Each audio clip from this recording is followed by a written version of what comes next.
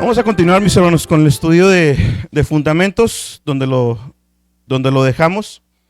Acuérdense que ya vimos todo lo que fue pues, parte de la obra de Cristo, no hemos terminado todavía, pero estamos viendo ya pasamos el por quiénes murió Jesús, quién fue el grupo por el cual Jesús murió. Y ahora estamos ya, mis hermanos, hablando de los beneficios de la cruz, ¿sí? Porque ya sabemos, ya definimos el grupo por el cual Jesús murió. Ya lo tenemos bien identificado, ya no tenemos sesgos, sino que sabemos por quiénes Jesús murió, bíblicamente hablando. Y estamos, mis hermanos, ya como les digo, en la parte de los beneficios, ¿no? ¿Qué es esa parte? ¿No? Ya vimos, lo último que vimos, mis hermanos, fue Cristo, nuestra propiciación. Ahí se los mandé en link, se los repasó, ¿no? Pues ya, cada quien. Y hoy, si el tiempo nos alcanza, mis hermanos, vamos a ver 2 puntos, mis hermanos. Ahí está. Cristo, nuestra redención, y Cristo, nuestra liberación. Cristo, nuestra redención, y Cristo como nuestra liberación. Empecemos entonces por el primero, mis hermanos. ¿Le das al que sigue, hermano? No sé por qué. Chafa. Ahí está, hermano. Ahí mero. Muy bien. Mis hermanos, hay 3 palabras que la Biblia usa para hablar de nuestra redención, de Cristo nuestra redención, ¿no? En la Biblia podemos encontrar que Dios nos salvó a través de Jesucristo y 3 palabras usa: redimir, rescate y redención. Las 3, mis hermanos, son básicamente lo mismo. Si le pueden subir un poquito más a mi micrófono, por favor. Las 3 son básicamente lo mismo, mis hermanos: redimir, redención y rescate. Vamos a ver la palabra redención, mis hermanos, o redimir, como les digo, es que es lo mismo. Se deriva del verbo en latín, redimere, que son 2 palabras juntas, ¿sí? Que es otra vez y comprar, ¿sí? Redimir a alguien es comprarlo de vuelta, es comprarlo de vuelta después de que ha sido vendido como esclavo o llevado cautivo. Redimir a alguien es comprarlo de vuelta después de que ha sido vendido como esclavo o llevado cautivo. El diccionario bíblico Lexam dice: la liberación de la esclavitud, habla de la redención o redimir, es la liberación de la esclavitud a través del pago de un precio. Quiero que vea cómo, ya van 2 palabras, ¿sí? El enfoque es: estoy dando un pago por obtener algo a cambio, la libertad del esclavo, ¿sí? El libro del Evangelio según Pablo dice: el acto de comprar la libertad, hablando de la redención, redimir, este es el acto de comprar la libertad de alguien de la esclavitud, cautividad o castigo, o recuperar algo de valor mediante el pago de un precio o el cumplimiento de una obligación. No tenemos tiempo, mis hermanos, de ver todo de estudiarlo desde el Antiguo Testamento, pero si a alguien les debe venir a la mente cuando hablamos de redimir, de redención, es Ruth de Boz. ¿Sí? También se usa mucho esa palabra en el Antiguo Testamento cuando Dios lo saca de Egipto. Yo voy a ser el redentor de Israel. A eso se refiere, lo está sacando, ¿sí? Igual con Boz, en el caso de Boz y Ruth, Boz tuvo que pagar un precio para comprar la libertad de Ruth, ¿sí? Entonces, no hay tiempo para meternos así, pero para que lo tengan como referencia.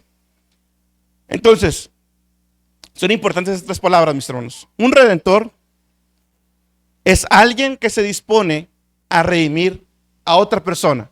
En el caso de Boz y Ruth, Boz sería el redentor, ¿sí? Un rescate se refiere al pago que se hace. Y aquí me voy a detener un poquito.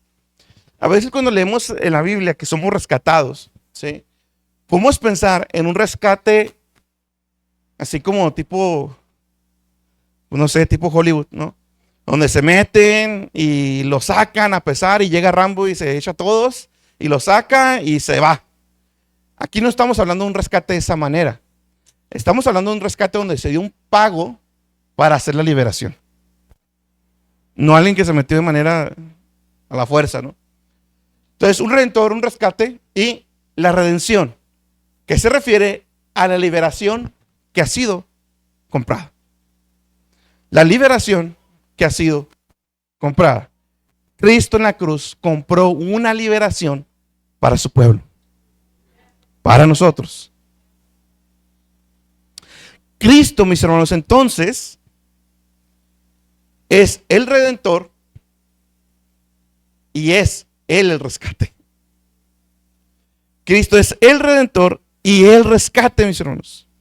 Las Escrituras declaran, mis hermanos, que Cristo es tanto el Redentor que ha comprado la redención para su pueblo, como el que se dio en rescate por su pueblo. O sea, Él mismo fue el pago ofrecido a Dios, que se les adelanté ahí un poquito, pero Él mismo es el pago ofrecido a Dios, y Él mismo, mis hermanos, es también el que nos está rescatando. A Él es el que se le está dando eso que se ha rescatado, ¿no? No sorprende que estas dos palabras, mis hermanos, hayan sido tan altamente estimadas entre el pueblo de Dios, la primera iglesia durante los siglos, entre los primeros siglos. Tenemos 1 Timoteo 2, del 5 al 6. Dice, porque hay un solo Dios y también un solo mediador entre Dios y los hombres, Cristo Jesús, hombre, quien se dio a sí mismo en rescate por todos, testimonio dado a su debido tiempo. Otra vez, volvamos a la palabra rescate, que se refiere al precio que es pagado a cambio de libertad de otro. ¿Sí? Entonces, Él mismo se dio un rescate. Él fue el pago. Él mismo, su vida, su sangre derramada, su sacrificio en la cruz, su obediencia perfecta que tenía que tener durante toda su vida para poder llegar como el cordero sin mancha, sin contaminación, hasta la cruz, dar su vida, derramar su sangre, morir. Todo eso era parte del pago que tenía que ser ofrecido a Dios, mis hermanos. Él quien se dio a sí mismo en rescate por todos. Un rescate, y a la última parte del testimonio dado su debido tiempo, un rescate que fue determinado debidamente por Dios. Ya hemos estudiado respecto al tiempo que Dios así lo determinó. Hechos 20:28. Dice, tened cuidado de vosotros y de toda la grey. Eso se le está hablando aquí a Pablo a los pastores, ¿no? Tened cuidado de vosotros y de toda la grey, en medio de la cual el Espíritu Santo os ha hecho obispos para pastorear la iglesia de Dios, la cual Él compró con su propia sangre. La cual Él compró con su propia sangre. Otra vez una transacción. ¿Sí? Otra vez hay una compra. Ahora fíjese bien, para pastorear la iglesia de Dios, la cual Él compró con su propia sangre. Cristo no solo redimió la iglesia, Él la redimió para sí mismo. Aquí la iglesia es llamada la iglesia del Señor, la cual el Señor ganó por su propia sangre. Y esta, mis hermanos, es una fuerte referencia a la deidad de Cristo. ¿Sí? La iglesia de Dios. ¿Y quién la redimió? Jesucristo. Jesucristo es Dios, el hombre que derramó su sangre en el Calvario.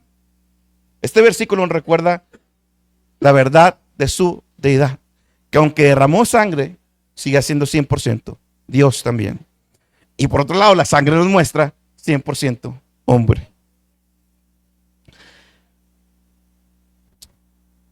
Primera de Pedro 1, 18 al 19.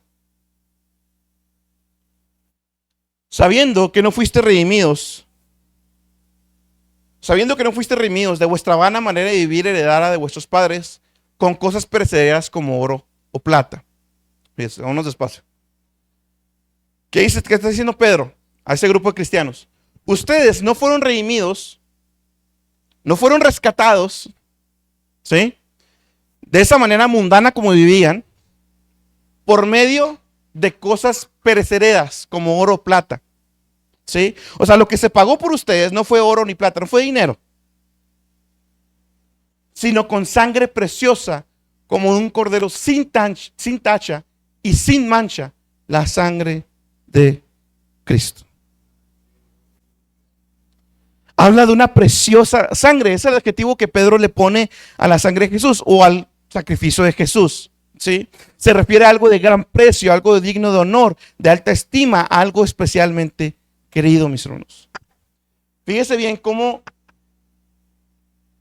no lo puse ahí, la preciosa sangre de Cristo, mis hermanos, se presenta en duro contraste con todas las cosas perecederas que el hombre pudiera intentar ofrecer por su salvación. Ese texto también de manera indirecta nos comprueba que la salvación no es por obras. Que no hay nada que pueda comprar mi salvación para llegar al cielo. Pedro lo está diciendo bien claro. No es dinero, no es la ofrenda, no es el diezmo, no es irte de rodillas, no es de otra manera. El único medio de salvación es a través de Cristo. ¿Qué tienes que dar tú? Nada. Nada. Nada. Eso es lo que distingue el cristianismo. Nada tienes que dar. Ahora fíjese bien, aquí en esta versión no se alcanza a ver, o no da eso, pero creo que la 60 dice, trae dos adjetivos ahí: sin mancha y sin contaminación. Son dos cosas diferentes, ¿eh? Sin mancha, yo puedo traer una, por decir, ropa, ¿no? Blanca, ¿sí? Que durante todo el día me guardé para que no tuviera una mancha, ¿sí? Entonces, por un lado nos dice que Jesús, el Cordero de Dios, toda su vida sin un solo pecado. Pero cuando hablamos de contaminación, ya estamos hablando de algo intrínseco en el ser. Ya está contaminado, su parte interna está contaminada, está corrompida.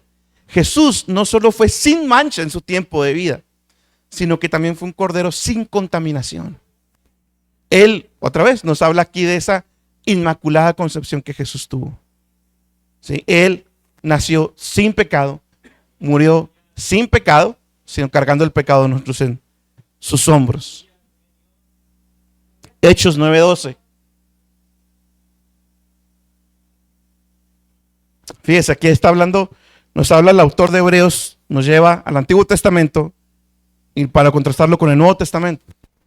Dice, y no por medio de la sangre de machos cabríos y de becerros, ¿sí?, sino por medio de su propia sangre, entró al lugar santísimo una vez para siempre, habiendo obtenido redención eterna.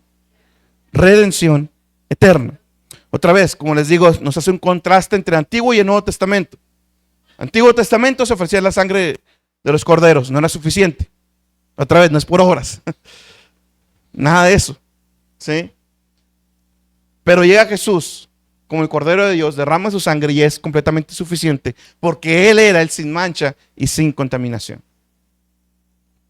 Habiendo obtenido la redención eterna, no se pierde. Si me rescataron, ¿quién me está rescatando? No me está rescatando Rambo, me está rescatando Dios. Y a Dios no se le va a escapar nadie. Nadie se le va a escapar. De manera que si Dios me ha salvado y soy verdaderamente salvo, mi redención es eterna. Es eterna. Hermano, pero yo he visto cristianos que se portan peor que el diablo. Pues una, quién sabe si son. Y dos, si son, así les va a ir, se lo aseguro. Pero que Dios pone en línea a sus hijos, los pone en línea. Eso no lo dude. No lo dude. Pero nuestra redención es eterna, es lo que nos está diciendo aquí. En primer lugar, nuestra redención no es temporal, sino es eterna e inmutable. Y en segundo lugar, nuestra redención ya ha sido obtenida, está segura. Está segura. Fíjese bien, otra vez recordando lo que fue el arminianismo. Aquí, habiendo obtenido redención eterna, ya está. No es una redención a ver quién sí acepta el rescate, a ver quién sí se sube al bote salvavidas. No. Jesús se tiró al agua y nos sacó y nos dio vida nueva. No es a ver quién me acepta. No, ya está. Ya está.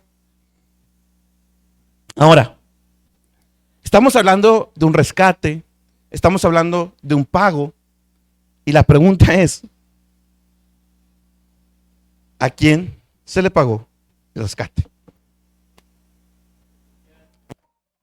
Algunos creen, mis hermanos, erróneamente, que el pago de este rescate fue al diablo. Así como alguien hoy en día podría sentirse inclinado a pagar el rescate a un secuestrador, ¿sí? Algo muy similar a eso. Hay un grupo de cristianos que cree que el pago que Jesús hizo en la cruz fue al diablo. Pero fíjese bien, sin breve hecho histórico. Estados Unidos dejó una de sus políticas, las cambió, y dejó de pagar cada vez que se ofrecía, cada vez que algún terrorista o algo, o lo que sea, ofrecía o quería dinero para liberar a la persona o los rehenes, o los soldados, lo que sea. Y Estados Unidos cambió su política para yo no pagarles. Porque ¿qué hacía eso? Incitaba a que otros lo hicieran, ¿verdad? Y aparte, ¿quién está ganando? Que se lleva el dinero, ¿no? Si decimos que el pago se le fue dado a Satanás, entonces Satanás ganó, porque obtuvo lo que quería. No, el pago no fue dado a él. El pago no fue dado a Satanás.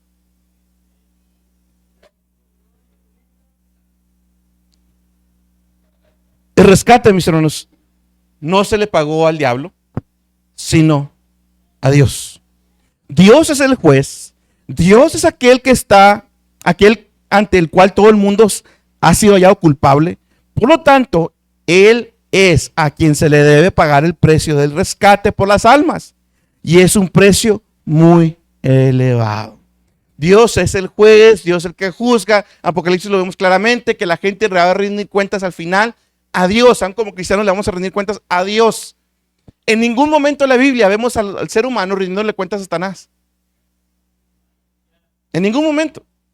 Pueden ser usados por él, pueden ser lo que sea, pero en ningún momento le rinden cuentas a él. Todos le vamos a rendir cuentas a Dios. Con quien hemos quebrado la ley es con Dios. No es con el diablo, no es con Satanás. Si cometo un delito en México, me lo tiene que cobrar. A quien le debo es a México, no a Estados Unidos. A Estados Unidos no le importa lo que haga en México. Es lo mismo. Quebré la ley de Dios. Y es a Dios al que exige el pago de su justicia. Él exige el pago por su justicia. Ya lo vimos cuando hablamos de la propiciación, de esa satisfacción que ocurrió en la cruz del Calvario cuando Jesús dio su vida por nosotros. Todo hombre, mis hermanos, ha roto la ley de Dios y está expuesto al castigo o maldición. También ya lo vimos, Gálatas 3:10. Porque todos los que son de las obras de la ley están bajo maldición. Ya vimos lo que implica esa palabra de maldición y la bendición. Porque Cristo está, maldito todo el que no permanece en todas las cosas escritas del libro de la ley para hacerlas. Para hacerlas. Fíjese bien. Fíjese cómo lo está poniendo Pablo, mis hermanos. Maldito todo el que no permanece en todas las cosas escritas en el libro de la ley. No se trata de que obedezco a algunas, de que soy muy moral en algunas cosas como persona, de que soy muy moral en ciertas actitudes o guardo la ley civil. No se trata de eso. Se trata de que no puedo corromper ninguna. No puedo quebrar ninguna, mejor dicho. Con una ley que quiebre de Dios, ya soy merecedor de su ira eterna y su furia en el infierno eternamente. La ley nos muestra nuestro pecado. Cristo es la esperanza a esa ley que no podemos cumplir. Pero eso es la exigencia de la ley. Esa es la exigencia que Dios pide. Jesucristo, mis hermanos, redimió a su pueblo de la maldición de la ley, pagando el precio con su propia vida. Con su propia vida. Gálatas 3:13, más adelante, en el mismo capítulo, dice: Cristo nos redimió, otra vez la palabra redimió, nos rescató, nos liberó, pagó el precio para nuestro rescate de la maldición de la ley, habiéndose hecho maldición por nosotros. Ya estudiamos esa parte, cómo Él se volvió la maldición por nosotros, porque escrito está: maldito todo el que cuelga de un madero. Colosenses. Este texto está muy interesante. Son muchos textos, hermanos, ¿eh? Ya saben cómo es. Y a vosotros, estando muertos en pecados y en la incircuncisión de vuestra carne, os dio vida juntamente con Él, perdonándonos todos los pecados. Y luego fíjese, anulando el acta de los decretos que había contra nosotros, que nos era contraria, quitándola del medio y clavándola en la cruz. Esa palabra que está ahí, mis hermanos, la palabra acta, ¿sí? Se refiere a un tipo de documento escrito que reconocía una deuda monetaria o una acusación criminal. Era como un récord. Era como un récord. La palabra acta se refiere a eso en el griego. Era como un récord que se tenía de la deuda, del Coppel o de los crímenes. ¿Sí? Y ahí estaba. Y ahí estaba la evidencia. Delante de Dios Él tiene el acta de todo lo que hemos hecho, todo lo que hemos dicho, todo lo que hemos pensado, todo lo que le debemos. La palabra decretos, el acta de los decretos, se refiere a una ordenanza o decreto público. En ese contexto probablemente se refiere a las demandas legales de la ley que estaban en nuestra culpa como resultado de nuestra desobediencia. Esa acta, mis hermanos, contiene otra vez todo lo que hemos hecho, todo lo que hemos pensado, todo está libre acceso a Dios y sabe absolutamente todo. Bueno, Cristo limpió o borró toda nuestra deuda hacia Dios y su ley, no metiéndola debajo del cajón, sino transfiriéndola, toda la deuda, esa acta así largota que tenía como las deudas del Coppel, toda esa acta largota, todo eso, mis hermanos, nomás fue cambiado de persona. Apareció en cero la suya y en miles de millones de pecados sobre Cristo. Fue una transferencia, no de dinero, sino de culpa, de pecado. Y la ira de Dios se correspondía con ello. Colosenses dice: quitándola de en medio y clavándola en la cruz. Quitándola de en medio. La quitó de en medio de nosotros y Dios, mis hermanos. No de en medio de nosotros y el diablo, no. De nosotros y de Dios la quitó. Ya no tengo deuda delante de Dios. Ya no tengo ningún crimen delante de Dios. Soy limpio por Él, por el de la cruz. Él pagó mi deuda en un lugar público para que todos lo vieran, que la deuda había sido pagada. De manera, mis hermanos, que ya no se nos puede demandar nada. Es el sentido de Pablo en Romanos 8. ¿Quién nos podrá apartar del amor de Cristo? Ya no hay nada que me pueda apartar del amor de Cristo. Nada, mis hermanos. O sea, ni siquiera mi propio pecado me puede apartar del amor de Cristo si soy verdaderamente salvo. ¿Por qué? Porque mi deuda fue completamente pagada. Mis pecados pasados, presentes y futuros que voy a cometer fueron pagados en la cruz del Calvario. Nunca vamos a estar otra vez solos. Eso es lo que meditamos en la semana en culto de hogar. Meditamos en eso, mis hermanos. Nunca, jamás vamos a volver a estar solos. Desde el momento que Cristo murió por nosotros, el momento que fuimos salvos, jamás la soledad por causa del pecado, esa soledad que nos alejaba de Dios, jamás va a volver a estar. Hay momentos que por mi pecado, no es que Dios aleje, simplemente su presencia deja de sentir. Pero ya nunca, jamás voy a volver a estar solo. Tengo un acceso libre a su presencia siempre. Siempre. No importa dónde esté, a qué hora, con qué, siempre. Porque Él pagó en la cruz del Calvario.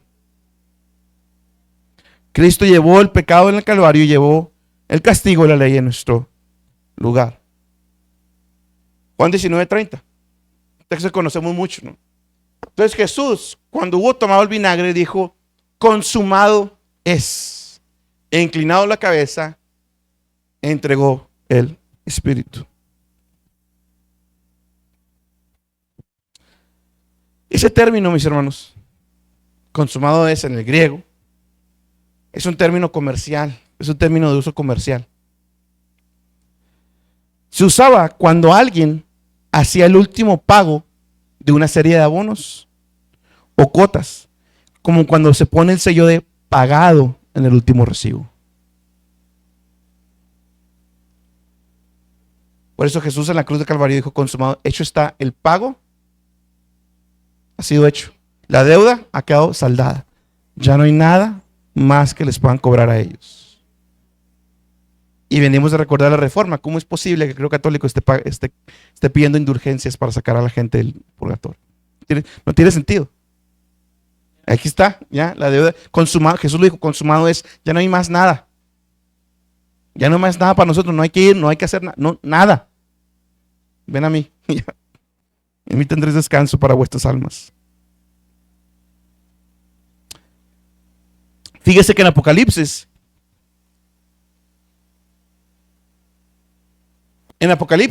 cuando están todos adorando a Dios, a Jesús, lo adoran con por algo que él hizo, no por quien es él. Fíjese bien, me explico.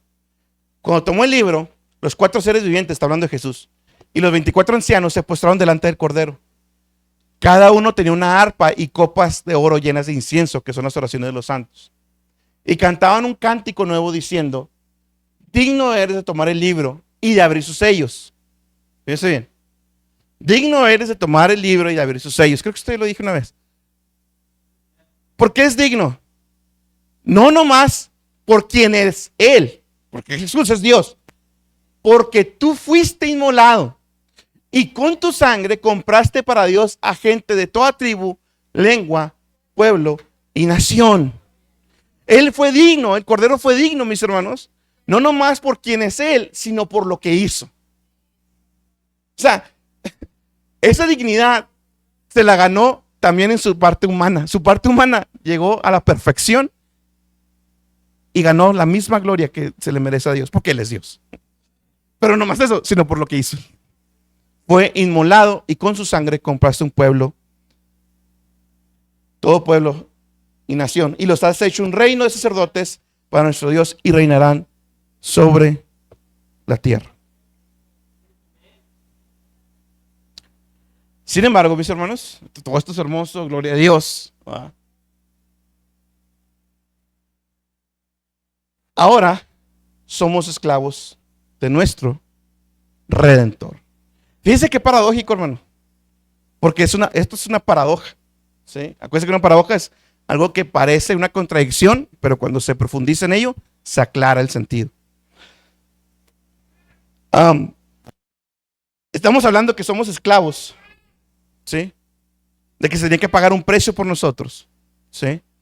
Pero ahora, de que Cristo pagó el precio, nos volvimos esclavos, pero del Redentor, del que nos rescató. Y una paradoja que vamos a explicar ahorita más adelante, ¿sí? Pero nos volvemos esclavos de Él, que es la verdadera libertad, que ahorita lo vamos a ver.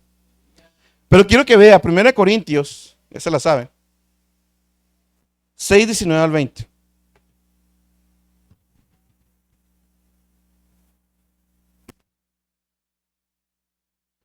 Yo creo que ya saben el contexto de lo que está pasando aquí, ¿no? Y para los que no, había pecado sexual, ¿sí? Inmoralidad sexual en la iglesia de Corinto. Fíjense desde ellos, imagínense. Porque no piensa que hay iglesia perfecta, sí con ellos. Entonces había inmoralidad sexual en la iglesia, ¿sí? Y Pablo les dice: ¿o no sabéis que vuestro cuerpo es templo del Espíritu Santo, que está en vosotros, el cual tenéis de Dios, y que no sois vuestros? Lo primero que Pablo les dice: no sois vuestros. Sí me rescataron, sí tengo una libertad que antes no tenía, la verdadera libertad. Pero el ser humano siempre es esclavo, en un mal sentido, con Satanás y el mundo y su propia carne, y en otro buen sentido, para con Dios, para con Cristo. Continúa Pablo: pues por precio, cada uno de nosotros que somos salvos, habéis sido comprados. Pero la palabra que sigue es bien importante. Por tanto. ¿Qué significa esa palabra por tanto que Pablo está poniendo ahí? Que hay una consecuencia, que hay una responsabilidad. Si soy liberado, si Cristo me compró por su sangre, si ahora soy de Dios y le pertenezco a Dios, hay una responsabilidad entonces ahora de mi lado. Hay un fruto, si lo quiere ver. Hay fruto natural. en mí. Si soy cristiano, hay un fruto natural en mí. Porque soy una criatura nacida de nuevo. Nuevo hombre. Corazón de carne me pusieron. Hay una consecuencia. Por tanto, glorificad a Dios en vuestro cuerpo y vuestro espíritu, los cuales son de Dios. Santificación. Fíjese bien, hermano. Esto de la compra y rescate de esclavos no es algo que nomás se ve en la Biblia. Esto era una situación cultural en aquel tiempo. En el mundo grecorromano, mis hermanos, existía esto de comprar esclavos. Pero había una manera de comprarlos muy peculiar. Que otra vez, estamos en la iglesia de Corinto. La iglesia de Corinto estaba en Grecia, o sea, a las afueras de Grecia. Ellos tenían algo en mente cuando Pablo les dice, ustedes han sido comprados por precio. Ellos tenían algo ya en mente, que nosotros tenemos que saber qué es eso para poder interpretar el texto correctamente. ¿Qué es lo que ellos tenían en mente? Que en aquel tiempo, los templos a las deidades paganas también podían comprar esclavos. O ellos como esclavos podían ir a pedir que se les comprara, que se liberara de su esclavitud, de su amo original, terrenal, físico, ¿sí? Cuando el templo del tesoro del templo pagano se pagaba el precio para que él fuera libre del esclavo terrenal, el esclavo no se iba ya, ahí se ven, no. Él pasaba a ser un siervo religioso del templo pagano que había pagado el precio de su rescate.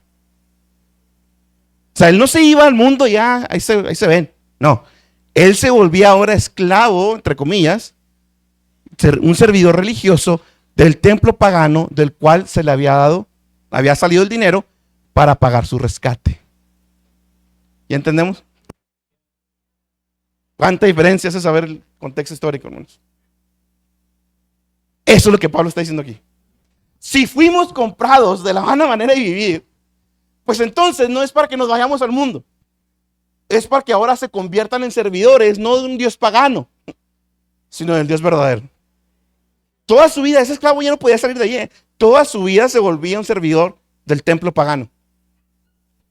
Es lo mismo, pero para con el Dios real. El Dios verdadero. El Dios verdadero. Por eso Pedro dice, pagaron nuestro rescate, no fue con oro y con plata. Eso es lo que ellos tenían en mente. No fue con oro y con plata como lo que hacían en el templo pagano. Fue con un alto precio que dieron por nosotros. La sangre de Cristo. No fue con el dinerito de los diezmos del templo pagano. Fue con la sangre de nuestro Salvador. Con la que me compraron. Lo compraron ustedes, mi hermano. Por tanto, glorificará a Dios con vuestro cuerpo y vuestro espíritu, los cuales son de Dios. No nos pertenecemos a nosotros mismos, hermanos. No estamos aquí para hacer lo que queramos.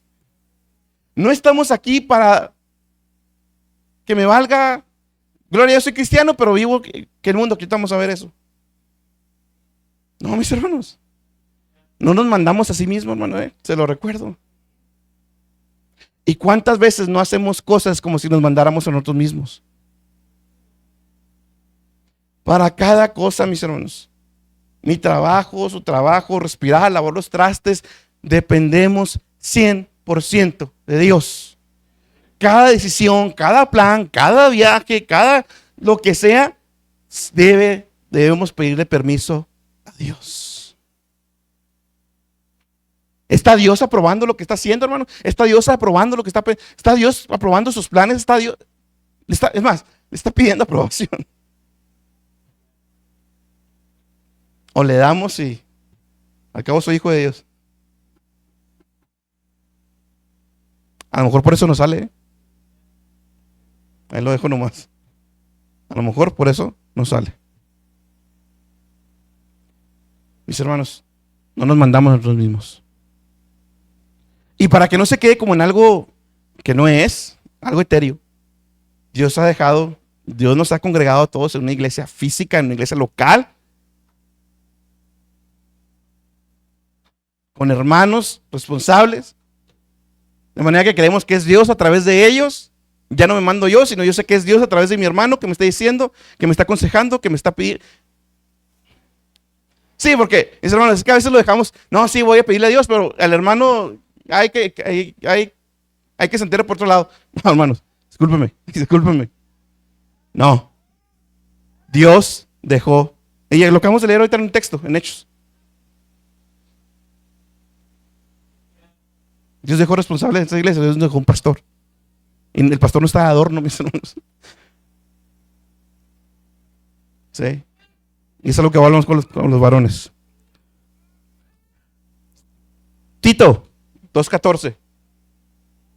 Quien se dio a sí mismo, Jesús, por nosotros, para redimirnos de toda iniquidad. Fíjese bien, hay un propósito. No me redimieron para que yo hiciera lo que quiera. No me rescataron como oveja para después soltarme en el monte otra vez. No. Me redimieron tengo un propósito con el cual me redimieron. Redimieron de toda iniquidad y purificar para sí un pueblo, para posesión suya, celoso de buenas obras. Debemos buscar nuestra santidad, buscar nuestra consagración y tener obras, claro está. Muéstrame tu fe a través de tus obras. ¿Cómo podemos resumir todo esto? Que ahorita lo voy. Si soy cristiano, si me han comprado, yo le pregunto, nuestra vida evidencia ese rescate. Nuestra vida evidencia que nuestro dueño es Dios. No lo sé. Fíjese bien. Vamos a hacer un paralelismo aquí. El esclavo. Un esclavo es propiedad exclusiva. En aquellos tiempos. Amén.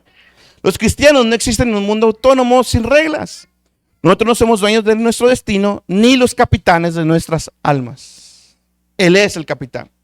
Somos propiedad exclusiva de Dios. No de mi trabajo, no de mi descanso, no de mi familia, no de mi esposa, de Dios. De Dios. Un esclavo tiene una sumisión completa. Él no tiene opción. El esclavo no es un trabajador, que hace muchos nos explicaron de eso. Somos esclavos, no empleados. Para checar falta ahí cada vez que no se me antoja venir.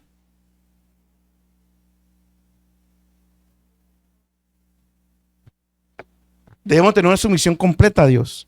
Si pertenecemos a Cristo, si Él es dueño de nosotros, entonces Él debe gobernar nuestra vida y no nuestra voluntad, sino la voluntad de nuestro amo. Obviamente no es perfecto, no somos perfectos, peleamos. Pero si veo la imagen de su vida en general, pues debería haber más voluntad de Dios y menos voluntad de usted. Que a veces caemos, a veces pecamos y hacemos nuestra voluntad. Pero mis hermanos, debe haber una lucha constante por hacer la voluntad de Dios. Y no nomás quedarme pasivamente. Y no pasa nada, hermano. No, sí pasa. Y ahorita lo vamos a ver.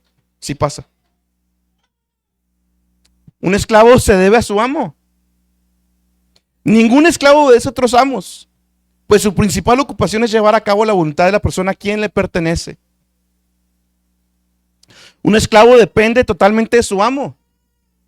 En aquellos tiempos el esclavo era metido en la casa del amo y lo que le diera el amo para comer, y lo que le diera el amo para dormir y para el techo sobre su cabeza y para vestir, lo que le diera. Bueno, de la misma manera debemos depender de nosotros de Dios, hermanos. Depender de Él. Depender de lo que está haciendo con el salario que tengo. Depender de Él. Y pedirle a Dios.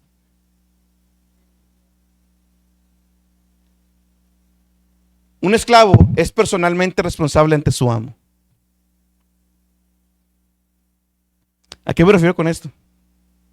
No es responsable ante una comitiva. No. Él, como persona, es responsable como persona de su amo. Uno a uno.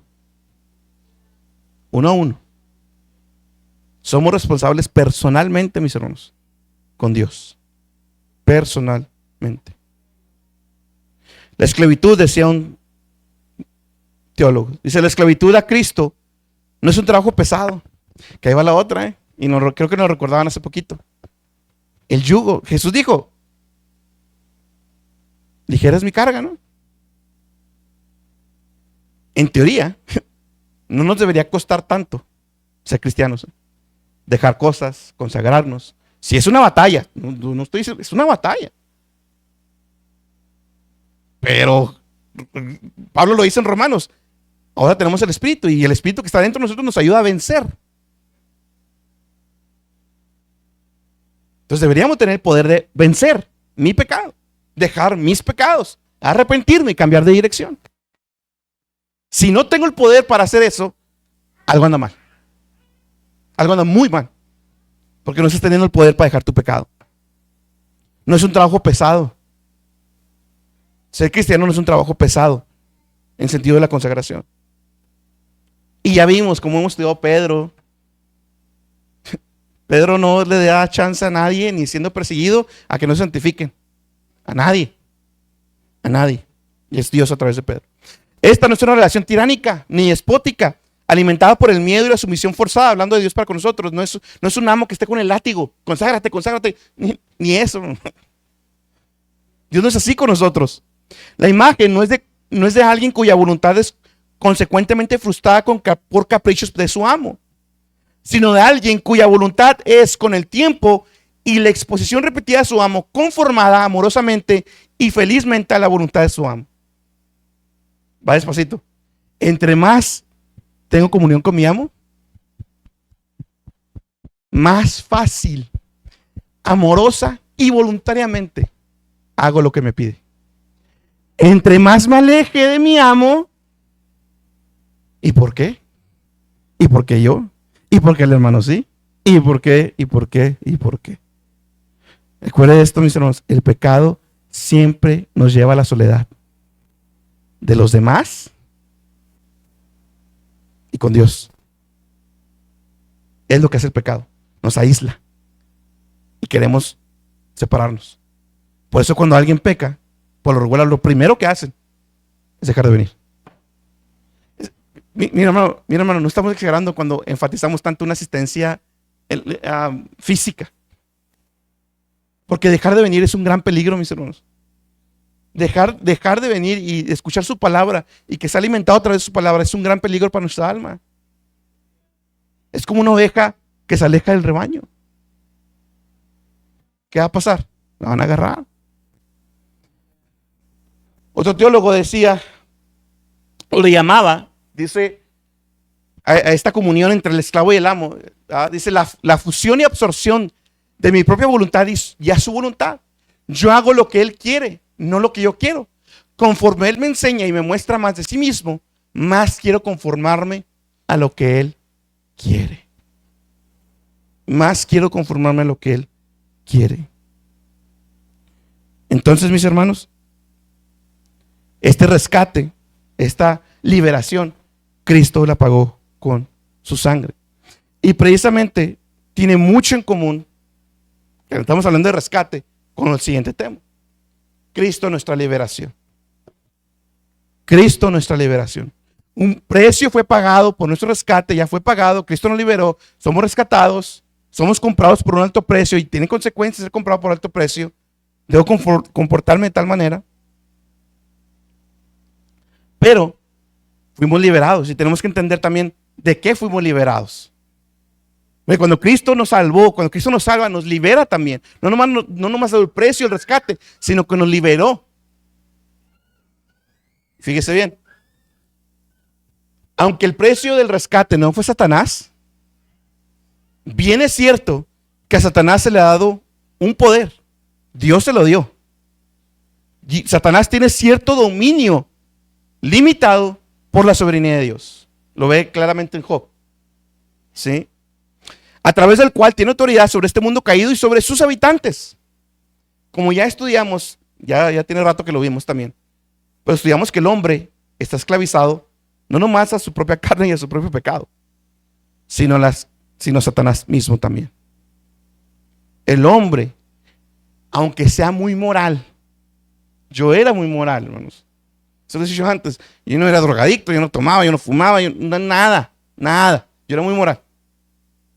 Y ni estaba en una crisis existencial. Es más, yo nunca me preguntaba, malamente yo nunca me pregunté, yo vivía la vida, hermano. Yo nunca me preguntaba cosas existenciales y Dios. Pero ¿qué pasó? El evangelio expuso y me dejó ver las cadenas que estaba arrastrando. Que en mi caso era soberbia, orgullo y cuanto más cosas. El evangelio me iluminó y me hizo ver las cadenas que estaba arrastrando. Empecé a oír las cadenas que antes no oía o que antes no veía. Hechos 26:18. Para que abra sus ojos a fin de que vuelvan de la oscuridad de la luz y del dominio de Satanás. Y del dominio de Satanás. A Dios. Del dominio de Satanás a Dios. Aunque, otra vez, aunque el rescate no fue dado a Satanás, sí estábamos esclavizados a él. Pero es Dios el que dice, me lo sueltas. Es Dios el que quiebra esas cadenas y pasa de obedecerte a ti a obedecerme a mí. No le pide permiso.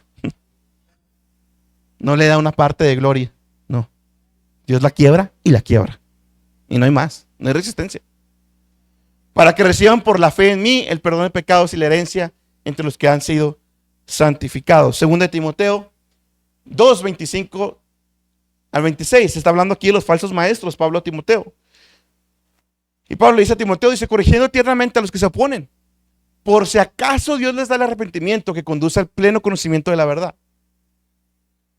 Y volviendo en sí, escapen del lazo del diablo, habiendo estado cautivos en él para hacer su voluntad.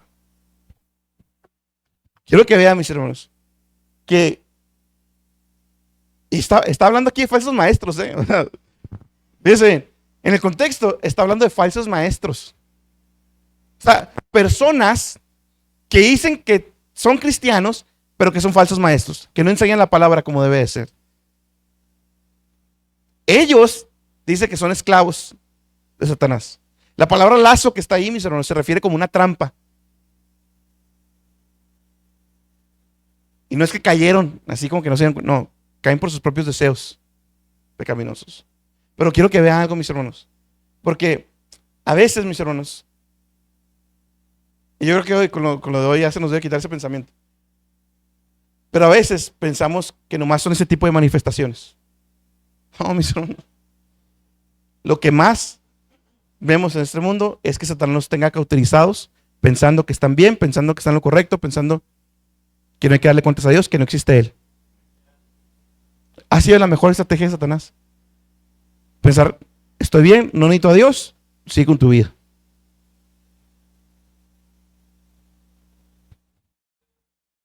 Y esa ha sido la mejor estrategia que ha hecho, que Dios la permitió. No todo va a ser como de esas maneras tan visuales. No es juego, hermanos. No es un juego. Y se nos olvida. Se me olvida. No es un juego. No es un juego. Ahora fíjese, hasta que por gracia, el texto anterior lo dice. Aquí. Y volviendo en sí, escapen del lazo. ¿Quién nos hace volver en sí? Dios. Es por si acaso Dios les da el arrepentimiento. Y cuando Dios se los dé, van a volver en sí y van a escapar del lazo. Por lo que Dios hizo en su vida. Fíjese este texto que sigue. Vamos a leer eso antes del texto. Los hombres caídos están atrapados en el lazo del diablo sin saber, hasta que por la gracia de Dios se vuelven en sí y escapan a través de la luz del evangelio. Vamos a ver un ejemplo bien interesante. En 1 Timoteo 5, 14, 15. Ok. Ese texto está Fíjese bien, Pablo le está hablando a la iglesia, ¿sí? Y en esta aquí específicamente le está hablando a unas jóvenes, ¿sí? Y les está mandando que hagan algo. Ahí va. Por tanto, quiero que las viudas más jóvenes se casen, que tengan hijos, que cuiden su casa y no den al adversario ocasión de reproche. Le está hablando a un grupo de mujeres que quedaron viudas, ¿sí? Pero hay unas viudas que quedaron viudas jóvenes. A esas viudas que quedaron jóvenes, Pablo le dice, por tanto, quiero que las viudas más jóvenes se casen, que tengan hijos, cuiden su casa y que no den al adversario ocasión de reproche. Fíjese, pues algunas ya se han apartado para seguir a Satanás.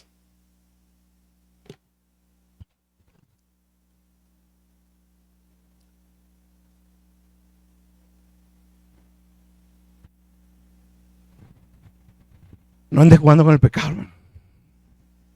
No ande jugando con que, pues es que la Biblia no dice tal claro, hermano. Pues sí, pero su conciencia, ¿qué dice, hermano? Ahorita es un tema también que a ver si alcanzo a tocar. ¿Qué dice su conciencia? Puede ser que Pablo dice bien claro, si algo en mi conciencia no me deja tranquilo, aunque no sea pecado explícitamente, pero no soy tranquilo, y es pecado. Si está bien con su conciencia, pues qué bueno, hágalo. Pero si no, y eso estoy hablando de cosas grises,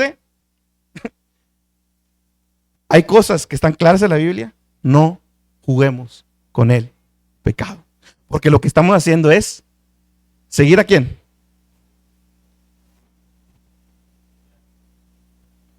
No es juego, hermanos. De verdad, es que no es juego. He visto 12 años, mis hermanos, he visto personas que decían que eran cristianos y el primer paso que hicieron fue dejar de venir a la iglesia, dejar de congregarse, dejar de estar orando, dejar de luchar por el perdón de Dios y terminan yéndose a seguir a Satanás. Yo siempre he dicho algo, hermano, siempre he dicho algo. Si pecó, hermano, pues ya ni modo, pero no deje venir. Haga lo externo. Y ya Dios quiera en alguna de esas perdonarlo, hermano. Pero haga lo externo por lo peor que haya pecado, hermano. Aunque todos se hayan dado cuenta. Que le valga tres pepinos que lo que estén pensando los demás. O lo que puedan pensar de usted. No deje de venir. No deje de arrodillarse en su casa si ha pecado. No deje de orar. No deje de clamarle a Dios. Y ya deje que Dios, cuando Él quiera, lo perdone. Pero no deje de hacer lo externo. No deje de esforzarse y pelear en lo externo. Porque a la primera que ceda, si ya pecó y luego cede eso, va a estar muy difícil. Va a estar muy difícil. Porque si es hijo, es responsable. Usted ya es responsable. Ya no somos ovejitas que no sabemos qué pasa con la vida. No, ya somos responsables. Ya somos responsables. Aquellos que se apartan de la voluntad de Dios, mis hermanos, demuestran que no quieren parte o asociación con Él. Aquellos que se apartan de la comunión con los santos, de su comunión con Dios, de la lectura bíblica, aquellos que se apartan, mis hermanos, están mostrando, están diciendo con sus acciones, no quiero nada con Dios. No me interesa, no me es una prioridad. Quiero seguir a Satanás. Otra vez, no estamos hablando de Wicca ni de... No. El simple hecho que estés más ocupadito en tu trabajo y que te tenga más afanado tu trabajo que Dios, ahí anda Satanás obrando ya. Ah, sí, no necesitas nada, nada. No pienses en otras cosas. Aunque el hombre caído puede seguir a Satanás en ignorancia, no lo hace en contra de su voluntad. Eso ya lo aprendimos, que mi voluntad, mis deseos están en línea con lo que Satanás quiere que yo esté haciendo. Aunque lo hace en ignorancia, hablando, y fíjese bien, estoy hablando aquí de la persona que no tiene a Cristo, aunque lo hace en ignorancia, no lo está haciendo en contra de su voluntad. Está alineado la voluntad de Satanás y la voluntad de ellos. Satanás nomás les pone, se los pone todo en bandeja de plata y van. Okay. Sin problema. Ya hablando de un cristiano, es peor. Porque sabes y no te importa. Porque sabemos y no nos importa. Y pecamos. Es peor. Es peor. Cristo triunfó, mis hermanos. Cristo triunfó y quebró esas cadenas. Cristo triunfó, mis hermanos, sobre Satanás a través de su vida. Muerte y resurrección. Al morir en el lugar de su pueblo, Él pagó nuestro pecado y nos liberó de la esclavitud en la que nos encontramos. Así está profetizado desde Edén. ¿Qué le dijo? Dios a Satanás: y pondré enemistad entre ti y la mujer, en tu simiente y tu simiente. Él te herirá la cabeza y tú lo herirás en el calcañar. Jesús lo iba a derrotar desde la cruz del Calvario. Ya estaba profetizado, ¿sí? Que Jesús iba a dar el golpe final y lo iba a derrotar aunque Satanás le hiciera algún daño. Hebreos 2:14-15. Así que por cuanto los hijos participan de carne y sangre, e igualmente participó también de lo mismo, para anular mediante la muerte el poder de aquel que tenía el poder de la muerte, es decir, el diablo. O sea, en otras palabras, Jesús se hizo hombre para poder anular el poder que Satanás tenía sobre nosotros. Y nos liberó. Y nos liberó. Ahora son libres, mis hermanos, somos libres los que antes éramos esclavos de Satanás. Cristo pagó la culpa y silenció todas las acusaciones. Cristo nos hizo libres, hermanos. Sí, somos esclavos de Él, pero somos libres. Gálatas 5:1.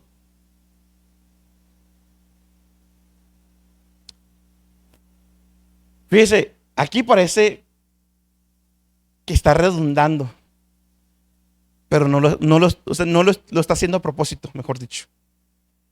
Para libertad fue que Cristo nos hizo libres. Para libertad fue que Cristo nos hizo libres. Por tanto, permanecer firmes, otra vez un por tanto. Hay una consecuencia de que ahora soy libre. Por tanto, permanecer firmes y no os sometáis otra vez al yugo de la esclavitud. San Pablo le está diciendo a este grupo de cristianos que querían no traer la circuncisión y otras cosas judaizantes ahí querían meter, ¿sí? Él les dice: hey, Cristo nos liberó no para que vayan otra vez con las obras de la ley. Nos libertó para ser libres de verdad, no para que vayan otra vez a hacer esas obras de la ley que no aprovechan en nada, no sirven, hablando de las reglas judías, del contexto judío. Pero también, mis hermanos, lo vamos a aplicar nosotros. Cristo me hizo libre no para tener licencia para pecar, no para que yo no sienta dolor cuando peco. Cristo me hizo libre para ser libre verdaderamente. ¿Qué es ser libre verdaderamente? Vivir bajo su voluntad. Todo lo que Dios nos ha dejado en la Biblia, todo lo que Dios nos pide en la Biblia, nos exige en la Biblia, nos demanda en la Biblia. Dios no gana nada, hermano. Nada. Todo es por nuestro beneficio, nuestro propio beneficio. Todo. Somos libres, mis hermanos, de la condenación por la ley.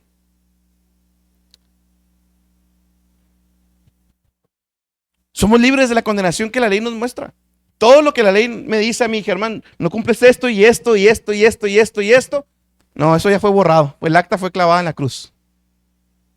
Soy libre. Somos libres de nuestra propia esclavitud al pecado. Ahora tenemos un espíritu por el cual podemos vencer. Nuestra naturaleza ha sido transformada. Ya mi pecado o el pecado que yo tenía atrás ya no me domina.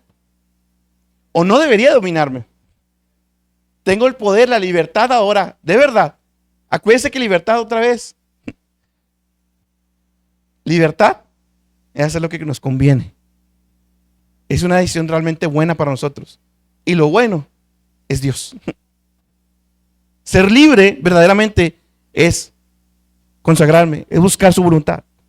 Libres de la ira de Dios, mis hermanos. Somos libres de la ira de Dios. Todos nosotros ya no vamos a tocar ni un céntimo de la ira de Dios. Nada, nada, ni poquito fueguito, nada. Todo lo cargó Jesús en la cruz de Calvario por nosotros. Somos libres para acercarnos a Dios en el trono de la gracia. Por eso le digo que los dos temas están muy relacionados. Somos libres para arrodillarme, llorar y que me atienda. Porque así lo prometió, no porque soy Germán. No. Si fuera más por eso no me atiende. Soy libre porque su hijo lo pagó en la cruz de Calvario. Y tengo la libertad de acercarme porque su hijo pagó por mí en la cruz de Calvario. Soy libre para tener una verdadera comunión con Dios, una vida en comunión con Dios. Soy libre para... Tengo la libertad de sentir su presencia, tengo la libertad de andar con Él, tengo la libertad de caminar con Él. De caminar con Él. Por eso dice 1 Juan 3:1, ya no sabemos, mira cuán amor nos ha otorgado el Padre, para que seamos llamados hijos de Dios.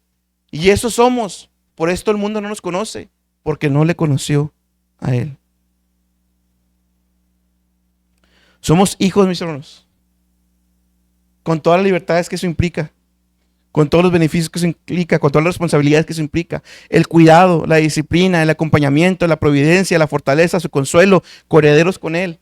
Todo eso Cristo lo ganó en la cruz de Calvario por nosotros. Mire, hermano, hace no mucho, una semana atrás, mi hija tuvo un recital de ballet. La tenemos en ballet, tuvo un recital. Y pues les pidieron que vayan vestidas, pues con su coronita y bien arregladitas, se le va a hablar, ¿no?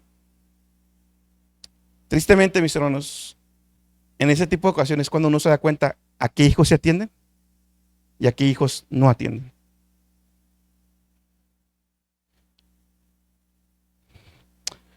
Y cuando ya estábamos ahí, pues había una niña que claramente se vio que, pues no, o sea, apenas se llegó a peinar. Y le decía a mi esposa, le digo, hay cristianos que así nos vemos, pero no porque Él me desatiende, sino porque yo me quise alejar de Él. Como hijo. Él nunca es un mal padre que no atienda a sus hijos. Nunca. Si yo me acerco a Él, si yo le pido a Él, siempre nada, lo que me conviene, sea un sí, sea un no, sea un espérate. Pero el momento que yo me alejo de Él, me empiezo a ver despeinado, descuidado, no atendido, amargado. No se aleje, hermano. No se aleje. No se aleje. Así que si el hijo os hace libres, ser realmente libres, verdaderamente libres. Para terminar, es libertad, no libertinaje. Son dos cosas muy diferentes. Ya hablamos del fariseísmo, pero yo creo que lo que más en auge está ahorita es el libertinaje. Volvamos a Gálatas 5:1. Para libertad fue que Cristo nos hizo libres, para libertad. Por tanto, otra vez, por tanto, si soy verdaderamente libre, entonces por tanto, Germán, permanece firme y no sigas regresando como perro al vómito.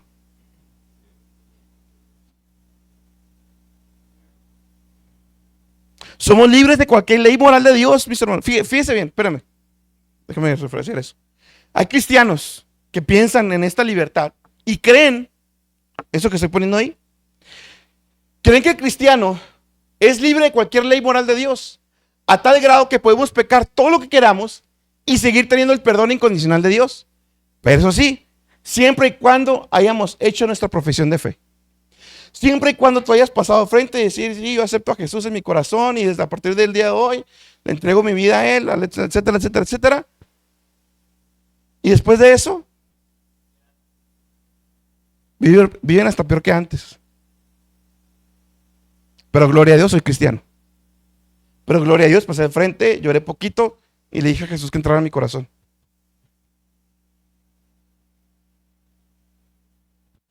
Esa es una pandemia global, mis hermanos.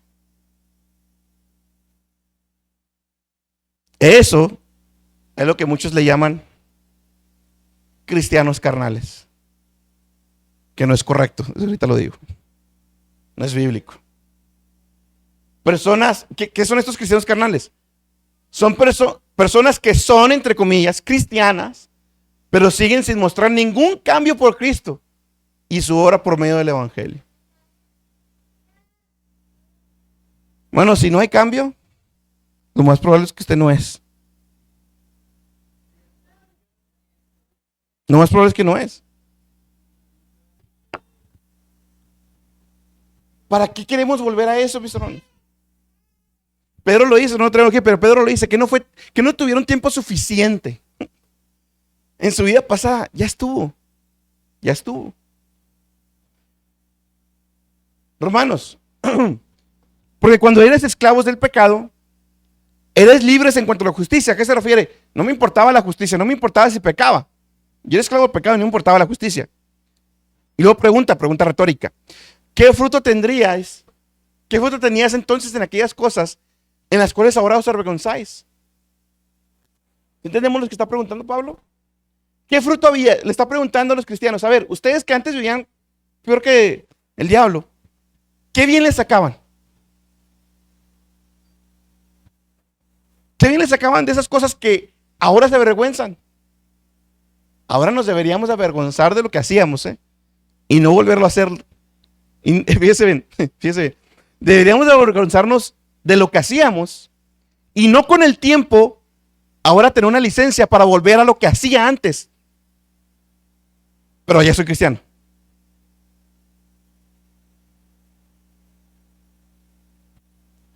Mis hermanos, no es que Dios con el tiempo vaya cambiando, Una cosa es quitar las cosas que no son bíblicas, que no son completamente bíblicas, que son reglas, que son cosas farisaicas. Pero otra cosa muy diferente, es regresar al pecado.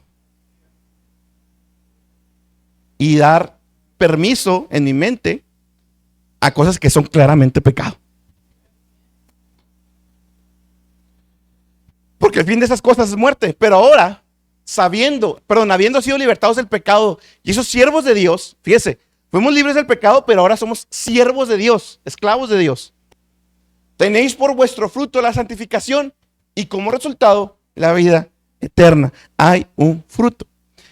Si somos verdaderamente libres, mis hermanos, vivimos de una forma en particular, se nota por nuestro fruto la santificación. Evidencia de libertad. Por tanto, hay que permanecer firmes y no volvernos a poner las cadenas nosotros solitos.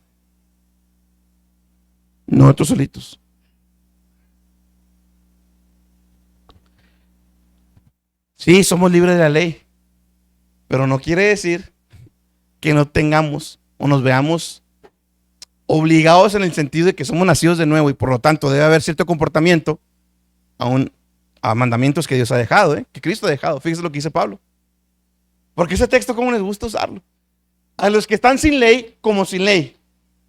O sea, Pablo está diciendo, yo me voy con los que no tienen ley, con los que no conocen los judíos, al todo el sistema, yo me voy con ellos y me quito lo judaizante o lo judío, las prácticas judías de la mente. Pero no por eso Pablo iba a pecar. Aunque no estoy sin la ley de Dios, sino bajo la ley de Cristo. No es que haya dos leyes, ojo.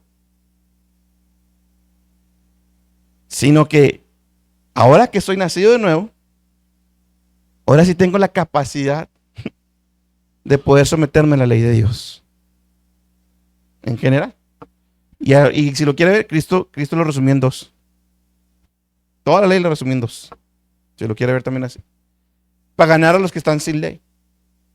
Se lo digo porque esto lo han usado para, como quiero ganar jóvenes, meto prácticas mundanas a la iglesia, prácticas que les atraigan, ¿sí? Prácticas que y han metido un sinnúmero de tonterías al altar, a la iglesia. Han metido.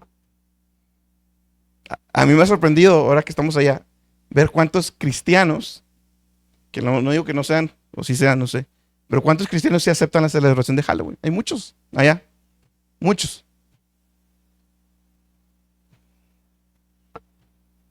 Yo ya no por eso, no, entonces voy a hacer todo lo que hacen los paganos. Al cabo yo soy cristiano. No, tengo una ley, sí estoy bajo una ley, bajo la ley de Cristo. Bajo la ley de Cristo.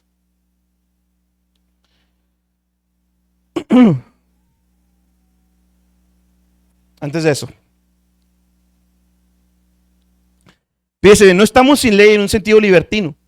Tenemos mandamientos que seguir, pero ya no para lograr la salvación, sino como un fruto de la propia salvación. Aún tengo mandamientos que seguir, pero ya es un fruto de mi salvación. Y sí tenemos libertad. Si hay cosas donde son grises. Por eso Pablo dice, todo me es lícito, pero no todo me conviene. ¿Verdad? Y Pablo habla en contexto de la carne ofrecida a los ídolos, etc. Sí somos libres, mis hermanos, y debemos disfrutar esa libertad, porque nadie es perfecto.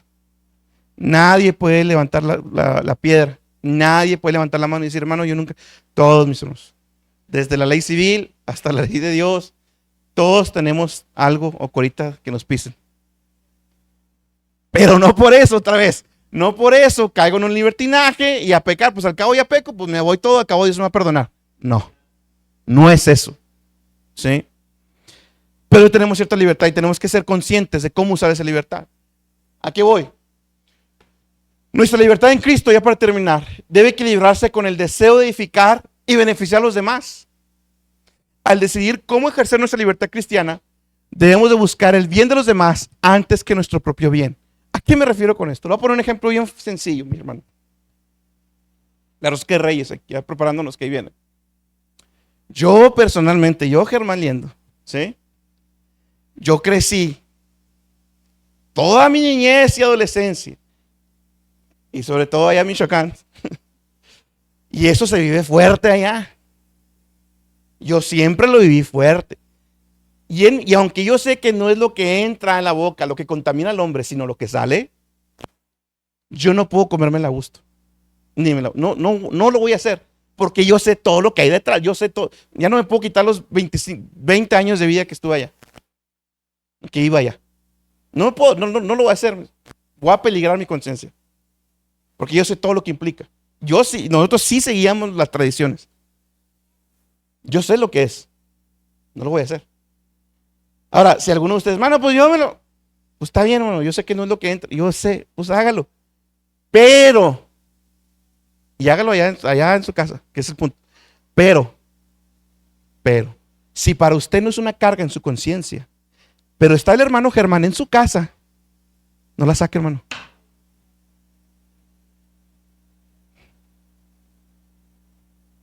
Por amor a mí. Por amor a mí. Porque para mí sí es pecado. Y podemos debatirlo si quiere, pero para mí sí es pecado. Y eso es un ejemplo muy sencillo de muchas otras cosas que hay. Sí, de muchas otras cosas que hay. Puede ser la música, puede ser, tradiciones cristianas, cierto tipo de canciones cristianas.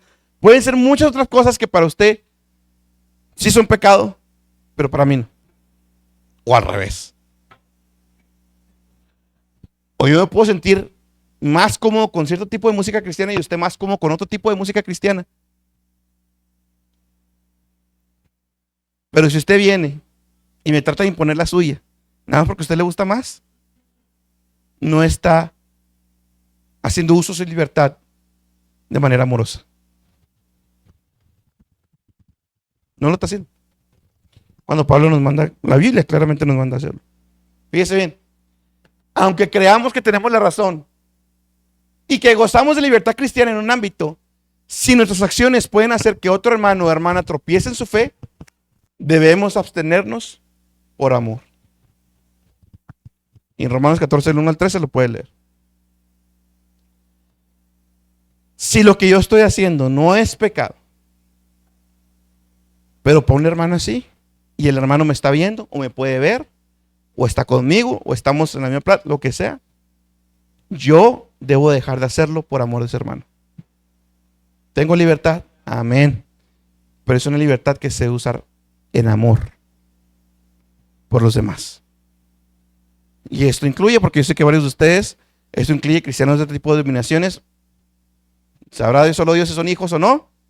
Tenga amor por ellos. No les critique rápidamente lo que sabemos que claramente es un fariseísmo. No se los critique. Tenga amor por ellos. Y poco a poco adoctrínenlos y muestren la verdad. Pero no vaya rápidamente. Y usted, fariseo, y tantas cosas que hace. Tenga mejor amor y adoctrínenlo poco a poco.